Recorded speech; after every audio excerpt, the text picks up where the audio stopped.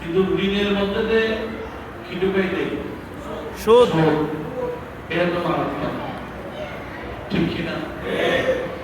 অন্যতম ঋণ দিলে কি লাভ জানেন? হাদিসে পাকে আছে কর্জে হাসানা কেউ দিলে, আপনি যখন একজন বান্দাকে 10,000 টাকা কর্জ দিয়েছেন, আপনার আত্মীয় আপনার এলাকা পরিচিত আজকে বলে গেছে, তাকে 10,000 টাকা কি দিয়েছেন? কর্জ দিয়েছেন। আমার নবী বললেন আপনি 10,000 টাকা প্রতিদিন, যতদিন সে টাকা আপনাকে ওয়াপস করাবে না, এই 10,000 টাকা যতদিন ফেরত দিবে না, ততদিন আপনি প্রতিদিন 10,000 টাকা আল্লাহ রাস্তায় খরচ করলে যে সওয়াব, আপনার আমলনামায় কত সওয়াব লিখে দিবে। যদি 1 মাস না দেয়, 1 মাস পর্যন্ত প্রতিদিন 10,000 টাকা সদকা করার সওয়াব আল্লাহ আপনার আমলনামায় দিবেন। তাহলে কর্জ দিতে পারলে নাম আছে কিনা? এখন তো কর্জ দেওয়া মানে দুশ্মনের জন্য বাড়াই দেওয়া। ঠিক। কর্জ দেওয়া মানে কি? কেন? মনে মনে ভাবতে এখানে ফেলে দেব আসলে নবীজি বললেন যারা কর্জ নেই মনে মনে নিয়ত করে আমি সুযোগ পাইলে দিয়ে দিব, সুযোগ পাইলে। আমার নবীজি বললেন ওই ব্যক্তিকে আমার আল্লাহ অতি সহজে কর্জ আদায় করার তৌফিক দিয়ে দেন।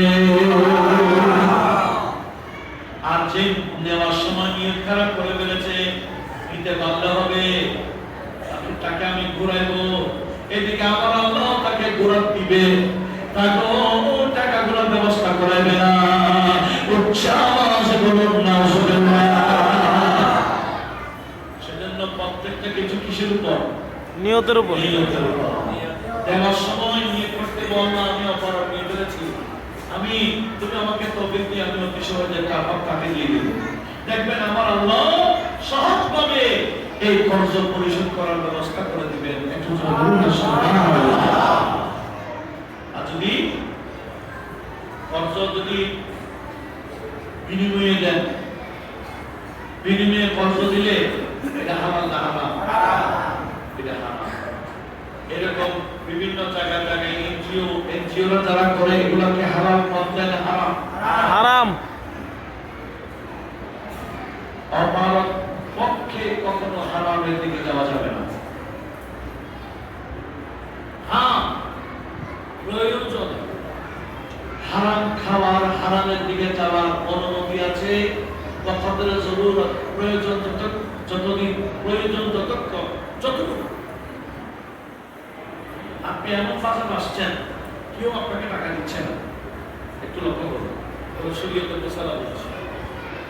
আপনি অনেকের কাছে গেলেন, কেউ দিচ্ছে না, শেষ পর্যন্ত ধরেন আপনি আপনার আত্মীয় মেডিকেলে ভর্তি, চিকিৎসা করাতে হচ্ছে,